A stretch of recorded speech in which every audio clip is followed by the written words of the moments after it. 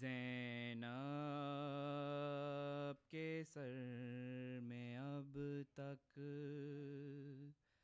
है रेत करबला की।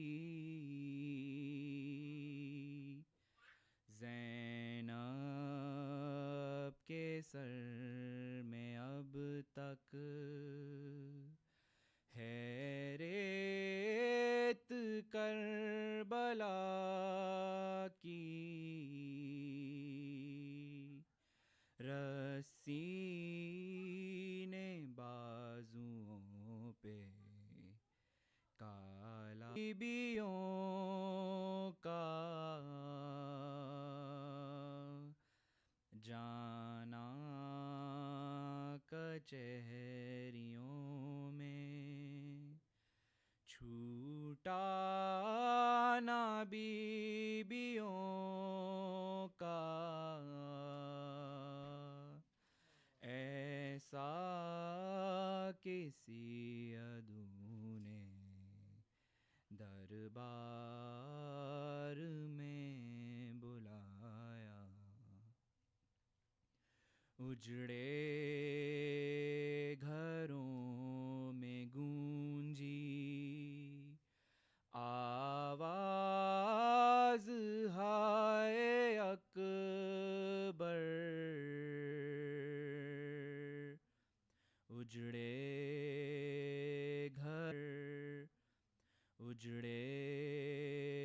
घरों में गूंजी आवाज हाय अकबर। सुगरा को जब पीने रोकर गले लगाया। परदेसियों की कब्रों में तुर्बते सकीना। परदेसियों की कब्रों में तुर्बते सकीना। किसने हैं फूल डाले किसने दिया जलाया। राहों में सारबां को छाँव में ली न साया। सलवात।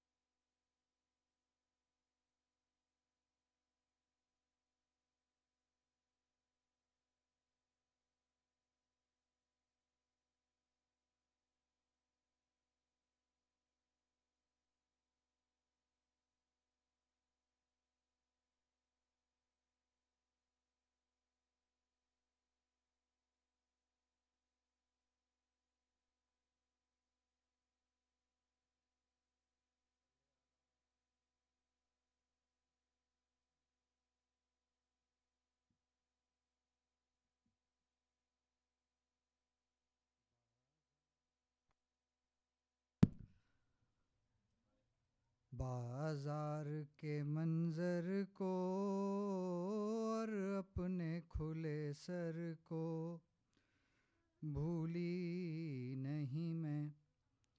अपने बंधे हाथों को बीमार के जेवर को भूली नहीं मैं।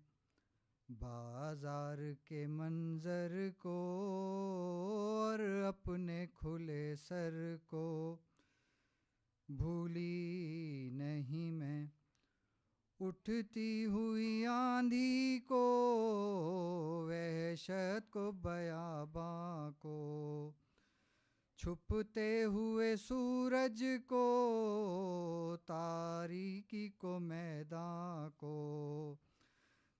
चलते हुए खंजर को, नेज़े पे तेरे सर को भूली नहीं मैं, बाजार के मंजर को और अपने खुले सर को भूली नहीं मैं। जिस रात मैं तन्हा थी उस रात के ढलने को, टूटे हुए नेज़े को उस रात के पहरे को, बच्चों के सिसकने को और खाक के बिस्तर को भूली नहीं मैं, बाजार के मंजर को और अपने खुले सर को भूली नहीं मैं।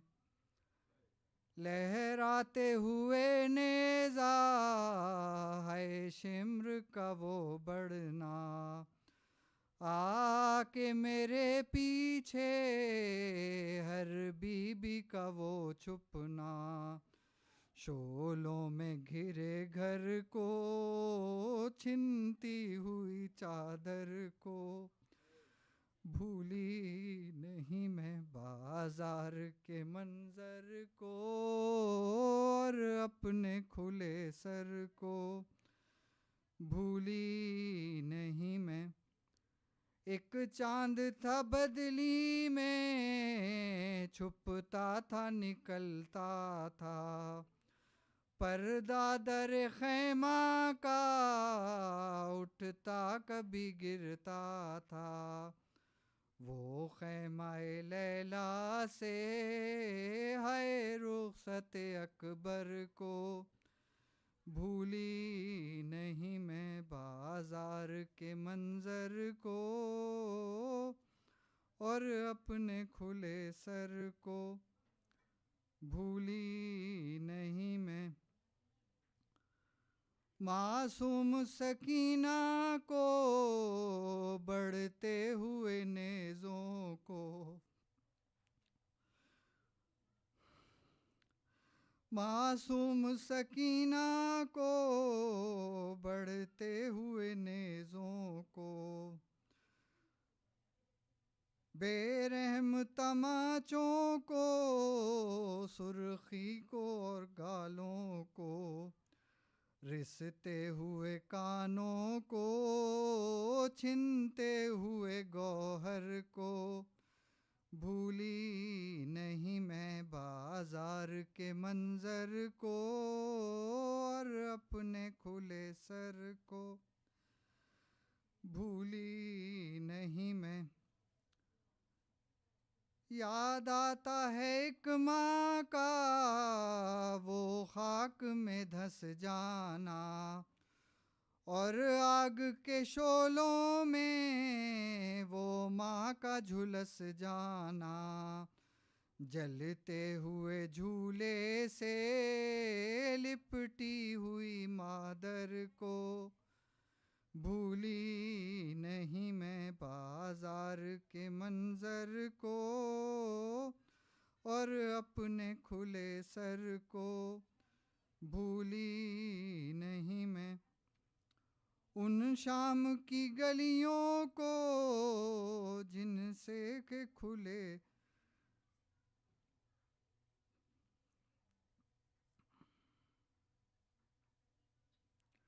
है आज भी वो गिरिया, है आज भी वो जारी, है आज भी पत्थर के सीने से लहू जारी, रोते हुए पत्थर को पत्थर पे रखे सर को भूली नहीं मैं, बाजार के मंजर को और अपने खुले सर को भूली नहीं मैं। बर मोहम्मद वाले मोहम्मद सल्लल्लाहु।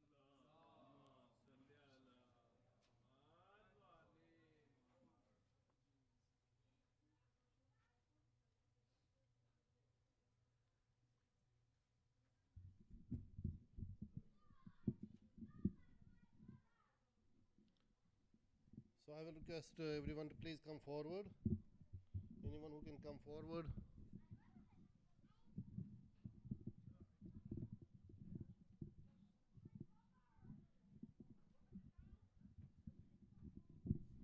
And at this point, we will request our respected speaker, Sheikh Hamza Saudagar, to come and address the gathering.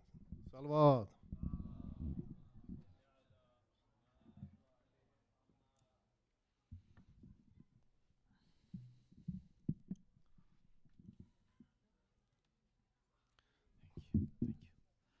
السلام عليكم جميعا ورحمة الله. أعوذ بالله من الشيطان اللعين الرجيم. بسم الله الرحمن الرحيم. الحمد لله رب العالمين بارئ الخلائق أجمعين باعث الأنبياء والمرسلين والصلاة والسلام على سيدنا سيد الخلق أجمعين حبيبنا حبيب إله العالمين أبي القاسم المصطفى محمد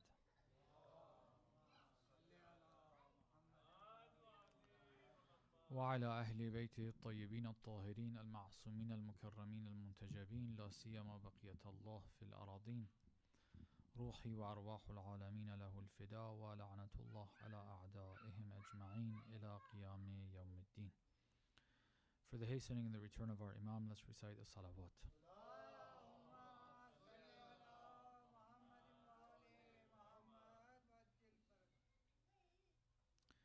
One of the topics that is relevant to this time of Muharram after the day of Ashura, for those who are treading the path of Allah, those who want to be on Siratun Mustaqim, those who live with the objective that the Quran says, وَمَا خَلَقْتُ الْجِنَّ وَالْإِنسِ إِلَّا لِيَعْبُدُونَ. They find that to be the purpose of their being and the goal that they need to pursue on a consistent basis. This season of Muharram has a different touch to it. During the first 10 days of Muharram, people who are looking for being on the path find the story of Karbala, the movement of Imam al-Hussein, the struggle of going toward Karbala, being in Karbala on a daily basis, hearing about that, gives them energy and so on. And it is very intense, meaning the events are important events. They happen one after the other. And when you're in that cycle, when you're in that thought process, finding a purpose, finding motivation to be on that path with the Ahlul Bayt is very strong. And that's why, generally speaking, when it comes to the month of Muharram, people get more inspired toward the religion, toward being close to Allah, the purpose of striving and standing for Allah, standing for justice, all of those great ideas. Then when the rest of the year comes, after the first 10 days, some people, they keep the spirit going for maybe the duration of the month of Ramadan on a weekly basis. They try to keep the same memory of the first 10 days. But then there comes a time where the programs are not as frequent, the reminders are not as frequent. They kind of lose that motivation, or they lose that sense of direction. They lose that sense of urgency. They lose that sense that they need to be constantly vigilant. There's a purpose. There's things to do. They lose that. Now, I said this part of the struggle, this time of Muharram gives us a reminder This time of Muharram is a time where the family is left. The family of Abu Abdullah al-Hussein is taken to captivity after losses that are unimaginable to us, very difficult. A battle that is over, a battlefield that has left the men of the Ahlul Bayt massacred and the enemies of the Ahlul Bayt cheering, happy, and feeling empowered, emboldened, as victors in their minds, taking the family of Imam al-Hussein into captivity.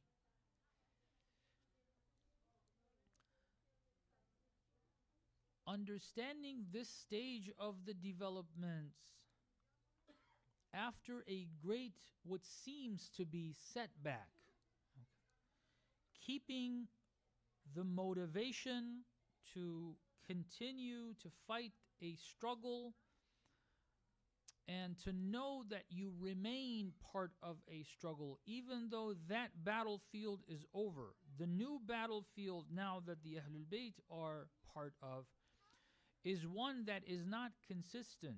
They are taken to Kufa. In Kufa, there's a few days, there's a certain scene. You can think about, and we'll say a few words about what they have to do there. But then Kufa, they leave. They're on the way. On their way, how much of a struggle do they have in the sense of any obligation, any responsibility? They arrive at another city, until they are taken to Sham, the route that has been shown on the map. If you see the map, they went to multiple cities. They wanted to be, or the idea was to show these off as captives of this war, to show what will happen to anyone that dares stand against the government. That was the idea. Even if you're the household of the Prophet. So they took them to multiple cities, wherever they could. The account says that the people of Mosul protested and did not allow this to happen. They did not want the family of the Prophet to be paraded in their city. This is an account that I find interesting for another time to think about. But the city of Mosul is the only city that I have found rejected that, and that didn't happen there. They stopped there, then they moved on. They went around basically until they ended up in Damascus. But there's a lot of gap, or days of gap. They're just with the soldiers. They arrive in a city. A few instances, encounters, a session, a platform that allows them to do what they need to do. A few days, again, on the way, arriving somewhere else. A few days, you get maybe a day or two. Again, another platform to do what they need to do. Another pause, another city, another small opportunity, a platform to do what they need to do. And until they arrive in Damascus. The stay in Damascus, according to the accounts, is not a very long stay. Again, they are there after a long trip. A few days there, did what they had to do, flipped the scene on Yazid, and then they go back to Karbala, arrive in Karbala on the 40th, Arba'in. They take care of their obligation there, then they go back to Medina. Again, another journey, arriving in Medina, another platform, another maybe day or two of activities that they are involved with as part of their obligation, and we'll talk a little bit about that. Once that is over, then the long-term struggle, again, the struggle of the Ahlul Bayt begins. Let me put it this way. Another way to look at this is Imam al-Hussein was an imam which we read regarding him and regarding every single other imam as well. Ashhadu annaka jahadta fillah haqqa jihadih. You struggled in the way of Allah the way he was worthy of. What happens in the 10 years of Imam al-Hussein prior to Ashura? The imam is an imam for 10 years. 6 months of it, less than 6 months of it, is Rajab to Muharram. 60th and 61st of Hijri. 10 years. What is Ashhadu annaka jahadta fillah haqqa jihadih look like throughout the rest of the 10 years that he is the Imam? When the family goes through this few stops, the gap of travel, getting to somewhere, platform, they need to do something. What is that? Clarifying what really happened, remaining strong, not being allowed to be shown as a family that has lost a battle the way they are depicting it. A very difficult thing. Maybe sometime, I don't know, if I get time tonight, maybe I'll talk a little bit about that, but that's not the aim of this conversation. What I want to say is,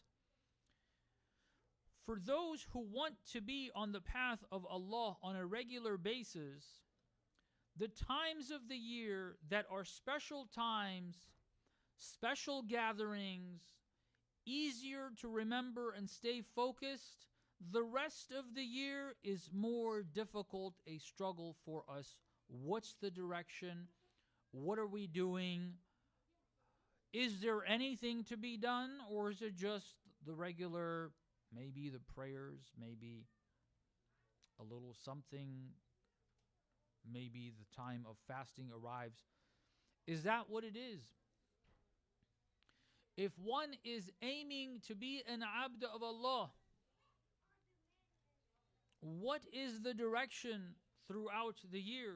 Muharram, you get a very strong sense. You want to do things. It's a short period. Comes to an end. You find some direction, perhaps.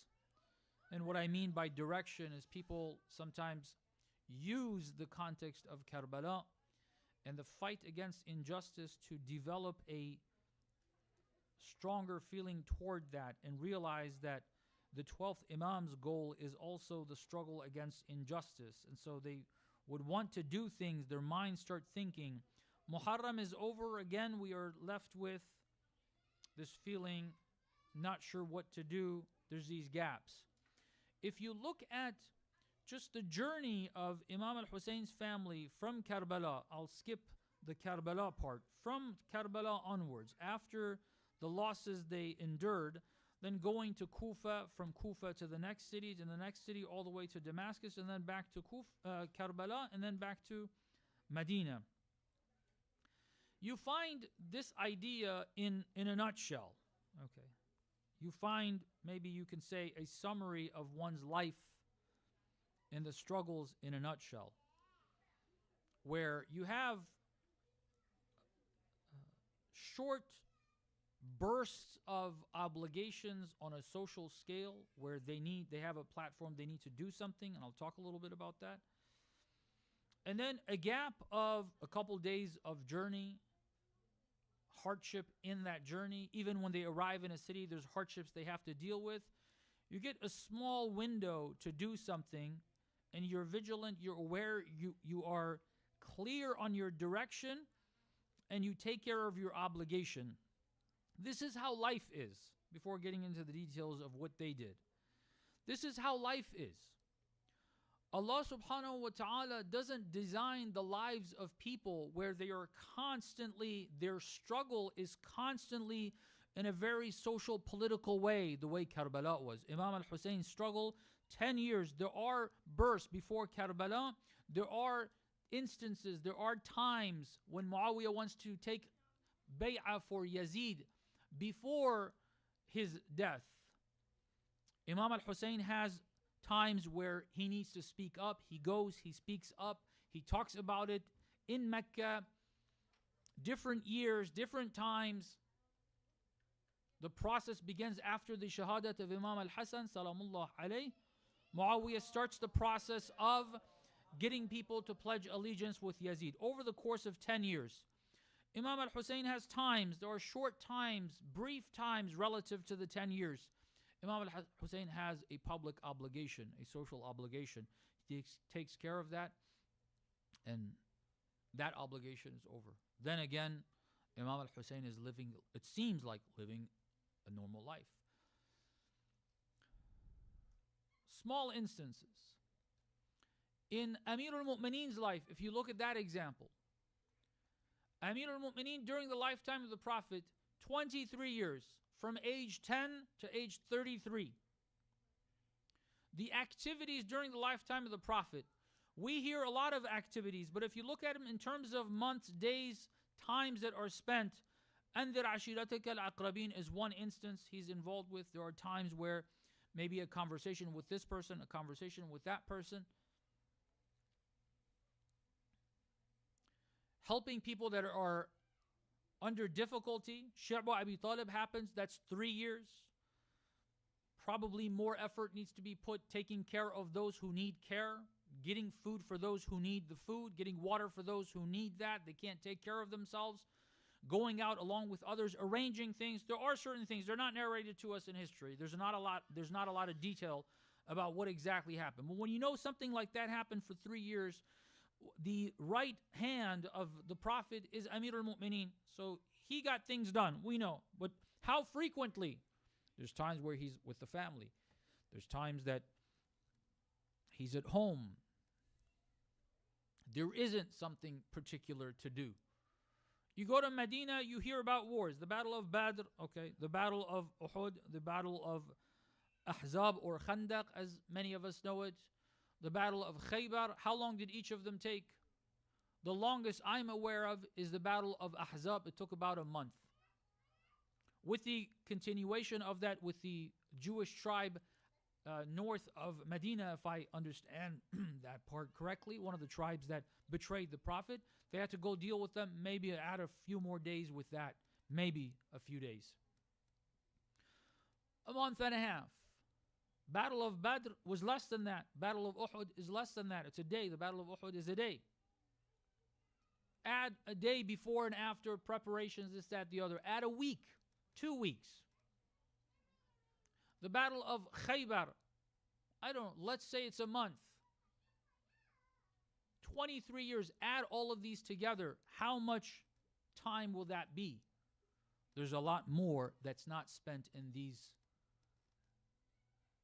Sure, there's expeditions. Amir al-Mu'mineen is sent out to take care of something outside. Again, a few days here. Oh, he's back home. What's the rest of life? Ashhadu annakum jahadtum wa ashhadu annaka jahadta fillah haqqa jihadih. What is this struggle? What should one do in the times that we may call them down times? Does the struggle continue? Is there a struggle? Is there not? How does this work? Let me put it in a different way. This question that should be on our minds. We have 11 imams, a prophet, and the lady Fatima Zahra salamullahi alayha. Okay, we have these 13 ma'sumin before the imam of our time. Salamullah alayhim ajma'in. How much of what we have from each of these imams we can put into these types of events where there's something big happening, like the event of Saqifa and dealing with Saqifa after the demise of the Prophet? How many days or weeks or months is that compared to the rest of the life of that ma'soom? Each of the imams, Imam Zayn al-Abidin, salamullah alayh. After Karbala, the number of years he's the imam, what happens there? What is his daily schedule looking like? What is he doing? What is the next imam, Imam al-Baqir, doing? They say he had classes. How many classes? Which, that's not really true. That's not the case where there were classes. There were sessions, perhaps. Classes. Imam Sadiq said 2,000 students. There were never 2,000 students gathered anywhere. It's one person here, one person there, 2 people here, 2 people there. They add all the names, like 2,000 or whatever the figure is they mention. Throughout the life of an imam, when you think about an imam and you think of that imam only in a big event, and that's all you think of them, we are missing the fact that the life of that imam is much longer. What they did is a lot more. This is a small portion of what they did. If you want to learn from the life of an imam, to learn what you should do, those difficult times, those special times, those special activities, and then there's down times. What are you supposed to do? What is this jihad? Ashhadu annaka jahadta fillah haqqa jihadih. And then think about the example of the 12th Imam also. Think about it. You have an Imam that's been an Imam for 1100 years. 1100 years. 60, 70 years of that, about 70 years, from the year 260 all the way to 328 or 329. About 70 years almost. He's in the minor occultation. We have a little bit of data about, a little bit, not too much, a little bit of data about some of the things that he did. Again, put that across 70 years, it's very little. Very little. Then you have another, after the 70 years, the rest of these 1100 years. He's in the major occultation. Whatever he does, we are not aware of, but it's none of these major events. He hasn't been part of any war. He hasn't been part of any revolution. He hasn't been part of, like, being there as a person, physically there as part of any revolution, any war. He hasn't.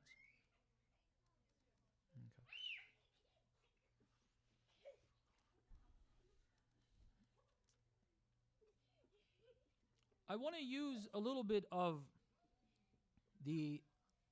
this period that is, as I said, a nutshell of what a person's life is going to be like, and learn a little something from it. Recite a salawat, please.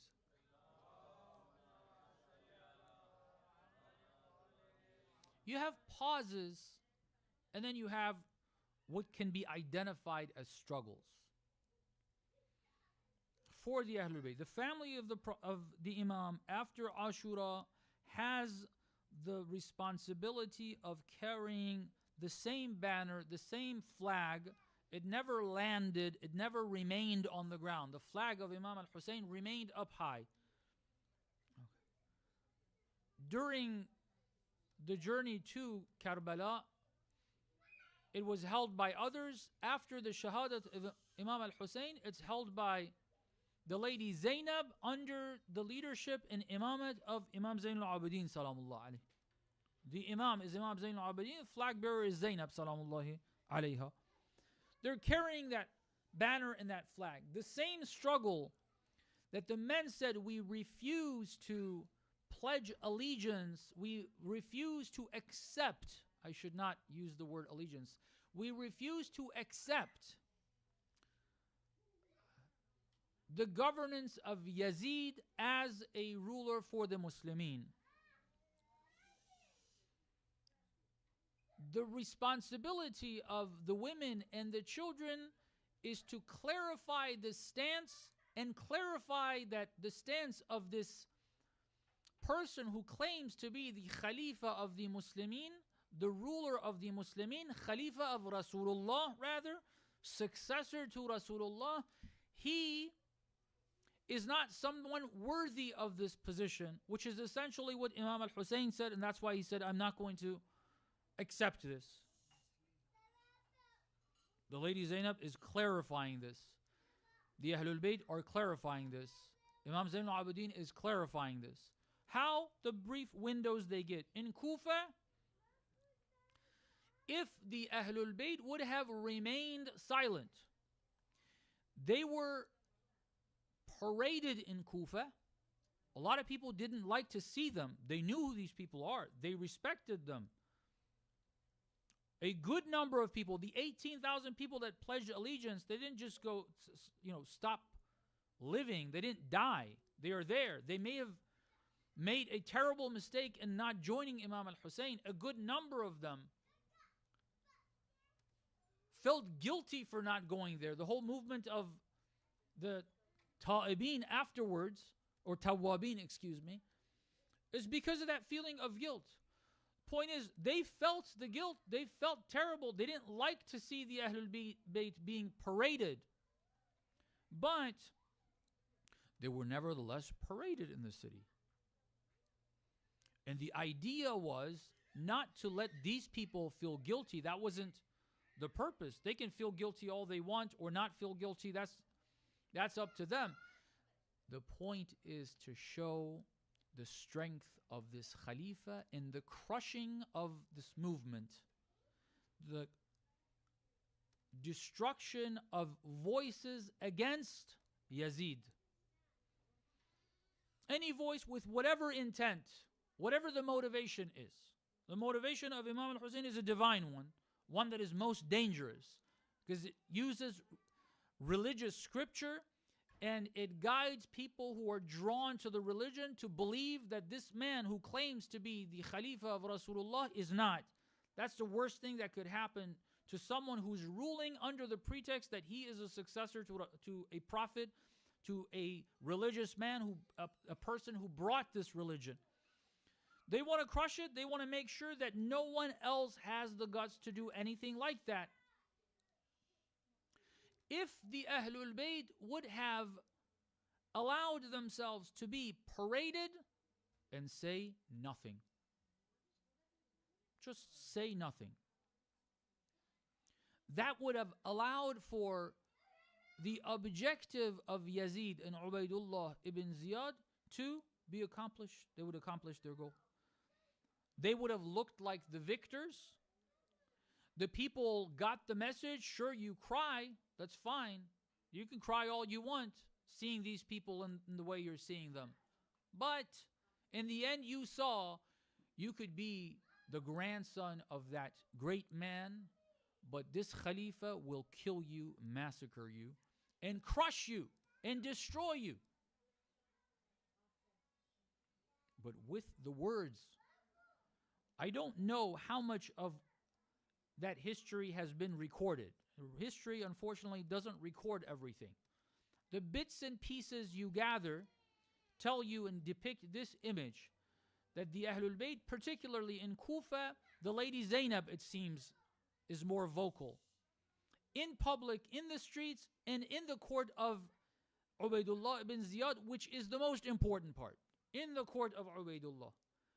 But outside in public as well, addressing people. These are captives. They're supposed to be destroyed. Their spirits are supposed to be ruined. They should be so devastated they cannot speak, let alone speak firmly, let alone speak against their captors, the people who have brought them in shackles as captives of war. Their spirits should have been crushed. Yet Zainab speaks, the people of Kufa are reminded of the sermons of Amir al-Mu'mineen salamullah alayhi. This is what is recorded.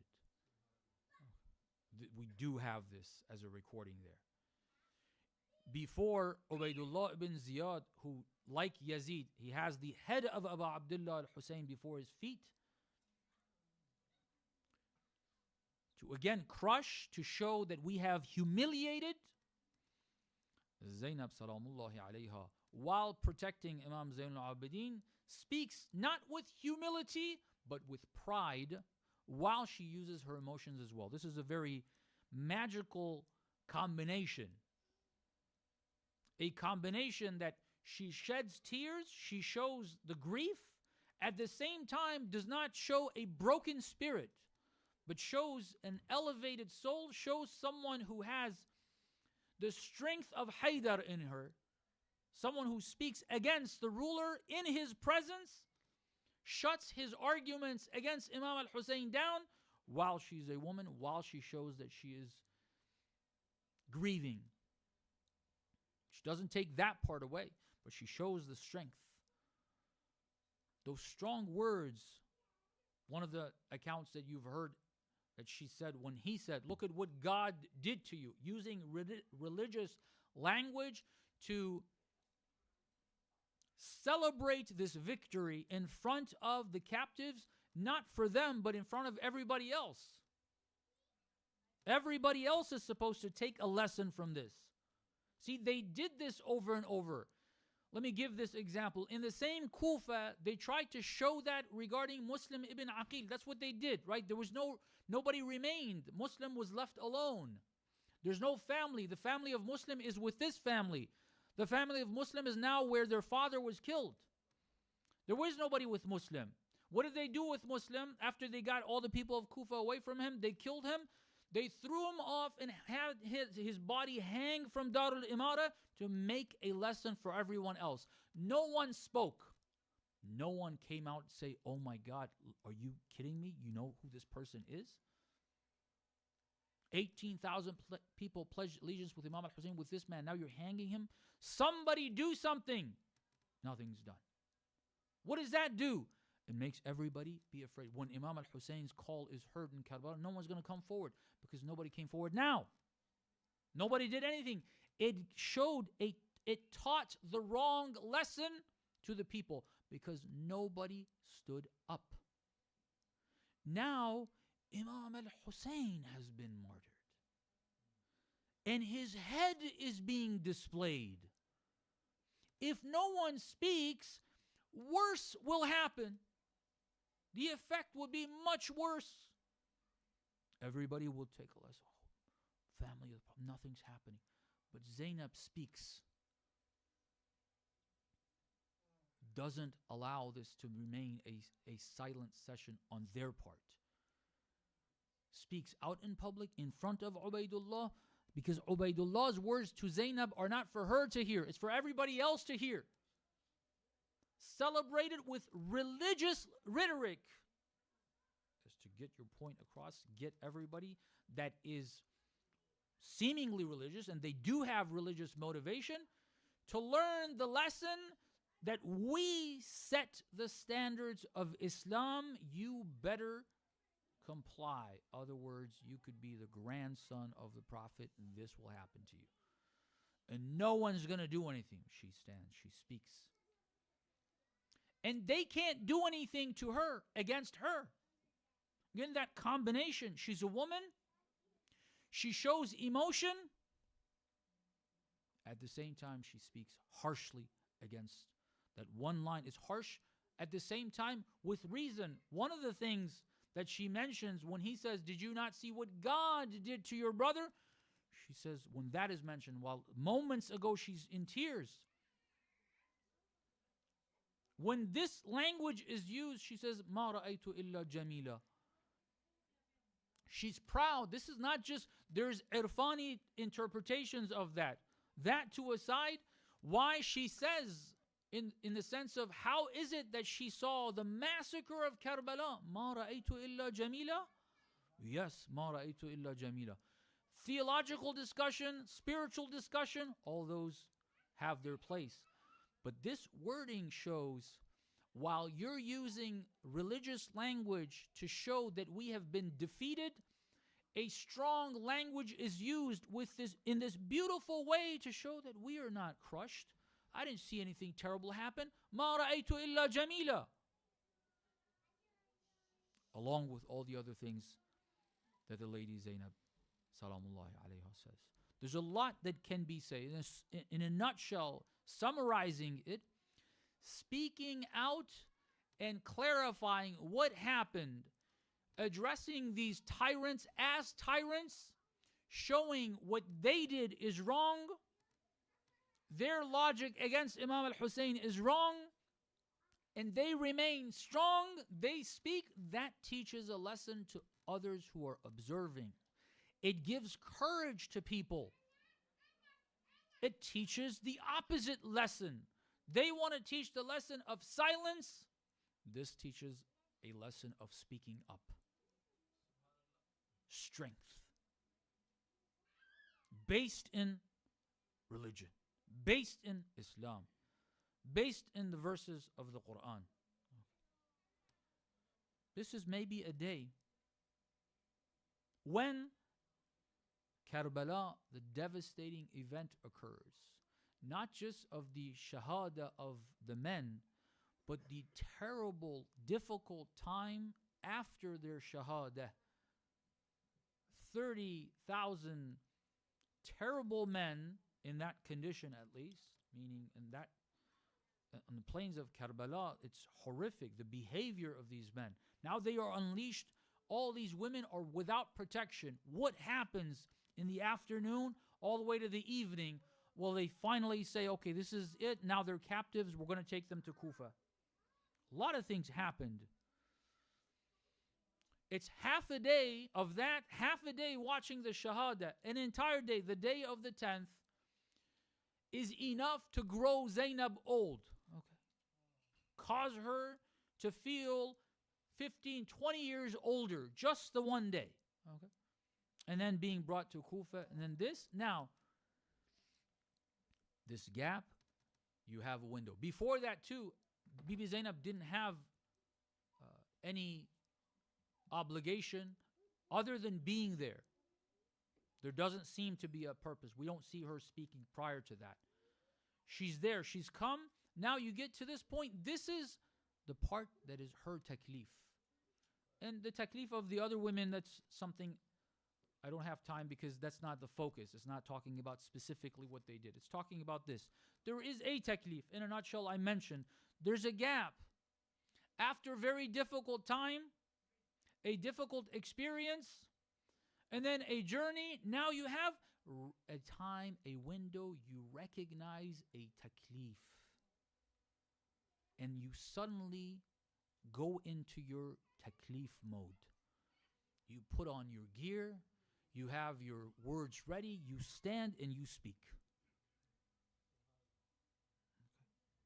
And then that time is gone, it's over. You did what you had to do. Is the taklif over? Did we accomplish it? No. The struggle continues. The journey begins. Dealing with the orphans, dealing with the men that are mistreating, getting to the next city. Another opportunity to speak, another opportunity that's supposed to be showing and teaching a lesson to the masses with the silence of the Ahlul Bayt. An hour or two you have to recognize your taklif. This is the moment to speak. You stand and you speak and you say exactly what you need to say. Another pause, another difficulty, another maybe relief to a certain degree. Being on the camelbacks, going to the next city, compared to what happens in the cities, perhaps some level of relief. Then you get to the next city, you have a window, an hour or two, here, there, say this, say that. You get to Sham, you get another window. Lady Zainab Salamullahi alayha stands now in front of Yazid, one of the most arrogant people that the world has seen. He's invited people to celebrate this victory, calling it whatever he wants, telling the people that are all ears, the people of Sham pretty much have taken their religion from the Umayyad family, from Muawiyah's brother by the name of Yazid, then from Muawiyah, then after his death, now you have Yazid for this time. They take whatever this family has given them. Their understanding of Islam is what has been given to them by the Umayyads. And so he's told the story whatever way he wants. And now here they are in the presence of Yazid, and he's showing off to these people. These are people that they feel they have full control over. The lady Zainab Salamullahi alayha has an opportunity. Imam Zain al-Abidin has an opportunity. A moment of taklif. Imam Zain al-Abidin gives a sermon. The lady Zainab delivers a sermon. The sermon of Imam Zain al-Abidin is so effective, it hits adhan time. Imam Zain al-Abidin is continuing. They who don't care about prayer, Yazid especially does not care about salat. They panic to do something to stop the sermon. They start giving adhan to stop Imam Zain al-Abidin from speaking. Imam Zain al-Abidin uses that as another opportunity. They say, Ashhadu anna Muhammadan Rasulullah. He says, Yazid, is this your grandfather or my grandfather? To a people who have not, they don't know who's here.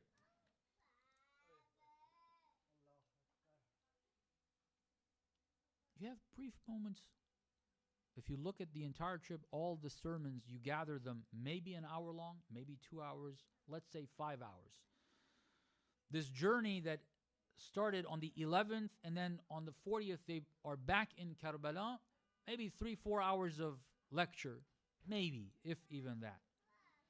windows, gaps, windows of taklif. What I want to say is the following. Look, we talked about taqwa over the course of these 10 or so nights. What keeps a person going and able to recognize their taklif in a moment like that, to be able to stand and do exactly what they need, is that the spirit of taqwa continues. Those who don't, one day they are ready, they get hyped up, they hear a lecture, they're willing to go and sacrifice their lives or do whatever because of a hype, because of something emotional. The hype ends, the emotion ends, they're nowhere to be seen. They cannot recognize their taklif. They don't realize, oh, we have to act now. This is a time, especially after a difficult thing. Like, we all go through difficulties in life. We all do. Allah puts all of us through difficulty. Imagine going through a difficulty because of a taklif that you have, something good you've done. Difficulty comes. For whoever is a companion of the 12th Imam trying to follow the guidelines of the 12th Imam, difficulty is going to come your way. Tyrants are going to come your way. That's the promise of Allah. Imagine going through something like that.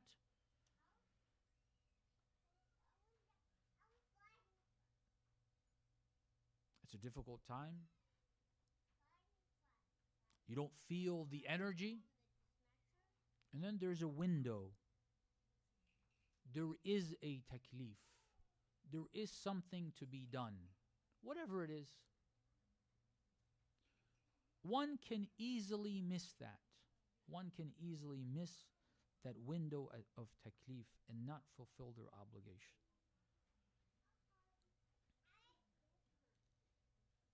If the people at every one of these stages look at it from that perspective, we talked about Muslim.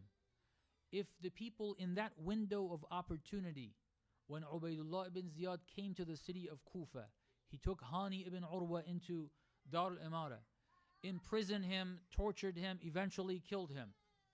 People did come forward, but they didn't follow through. Eventually, it was established, the authority of Ubaydullah ibn Ziyad, in that if you want to follow Hussein, if you want to be on his side, you're in deep trouble. The fear got to people. It was established. People stepped back. If somebody would have stood up there, and a second person would have stood up there, and a third person would have stood up there, Karbala could have been avoided. Imam al-Hussein would have had 12,000 people with him at least, if not 18,000 people. There could have been even more than that. If two people stood up there, two people,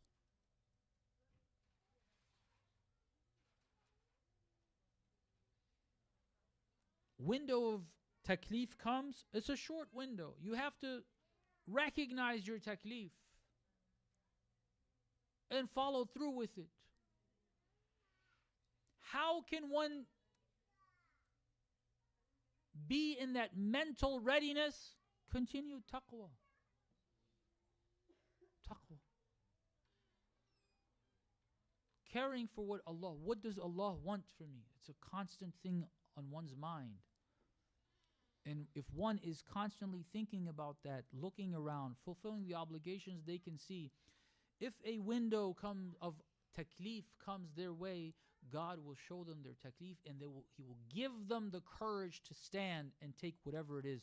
One example is Maytham al-Tammar, but unfortunately, again, others didn't follow. Maytham al-Tammar was trying to be silenced. They hung him from the tree. He bled to death. He told them, Amir al-Mu'minin told me, you're going to cut my tongue too. They said, we're not going to cut your tongue, just to prove him wrong. He's hanging, limbs cut, bleeding. And he continues to say what he knows about the Ahlul Bayt, salamullah alayhim ajma'in. He did his taklif and he joined his beloved Amir al-Mu'mineen. But the others who saw that, did they do their taklif? They didn't.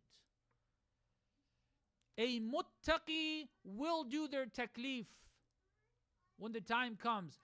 A person who doesn't have that taqwa will not. They will not even see it, perhaps. They will justify it for themselves. And hopefully, we may stop these sessions. We may not have daily sessions. Taqwa, however, doesn't stop. Taqwa is not something that has a time frame or window. It's a constant link. On a daily basis, salat times, dealing with earnings, making sure it's what God says, spending, treating people, family members, community members. There's do's and don'ts. A muttaqi implements that, looks for guidance in that regard. It may seem like, oh, they're living their normal lives, but this guy is a muttaqi. Maytham al-Tammar was a muttaqi, and he was a tammar. He's selling his dates. It looks like just like any other person in the market. But he's a muttaqi. The others aren't. In his business, he has taqwa, and is dealing with his family, he has taqwa. The time comes, he's the one who's hanging, bleeding, and he won't stop speaking of Amir al-Mu'mineen. Others loved Ali as well. Didn't have the taqwa to do something like that. Taqwa is ongoing. We hope that Allah subhanahu wa ta'ala blesses us with the ability to be consistent with taqwa, inshallah. Sallallahu alayka ya sayyidi wa ya mawlai, ya Aba Abdullah. Sallallahu alayka ya mazlum, أيها الشهيد بكربلاء عطشانا. May Allah's peace and blessings be upon you, my beloved Imam al-Hussein. May Allah's peace and blessings be upon you, my beloved oppressed Imam, the Imam who was slaughtered by the Euphrates while his tongue was dry of thirst. Ya Hussein, your family's been through a lot since your departure from this world. Ya Hussein,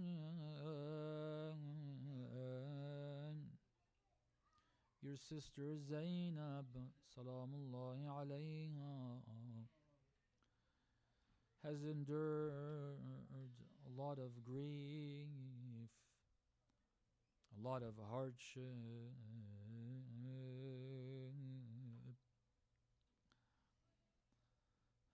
Ya Zainab,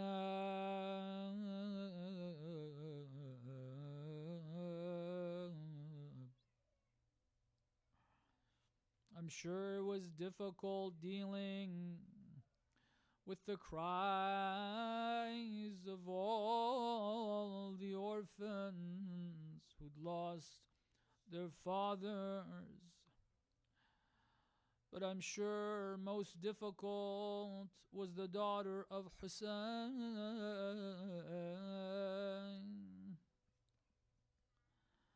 Hearing her cry for her father, reminding you of your brother Hussein. Maybe one of the more difficult times of the lady Zainab is that when she went to the battlefield again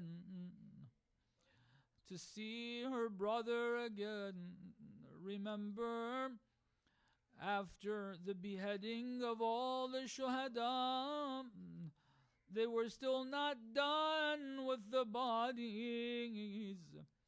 They had horses, put new horseshoes on, and trample the bodies of the shuhada.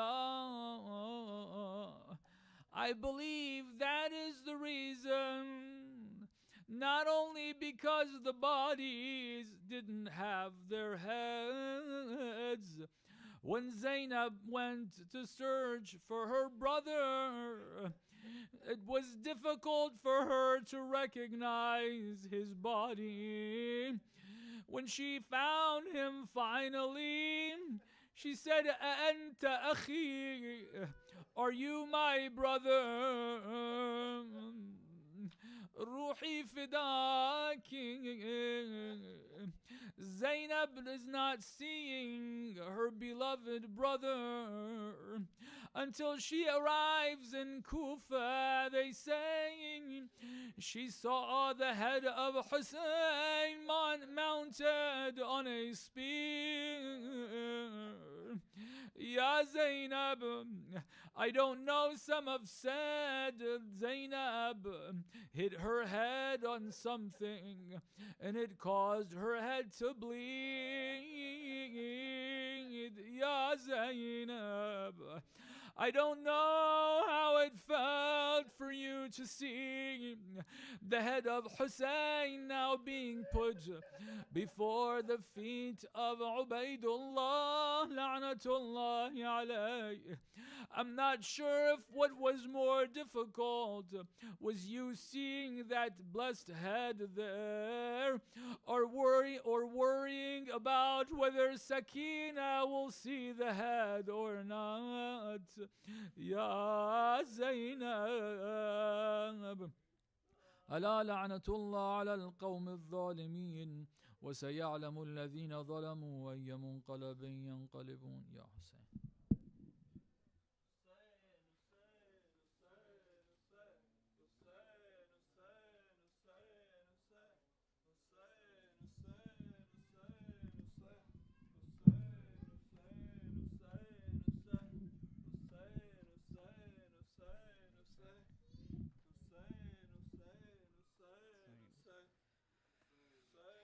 अम्मा फिजा बता दे मुझको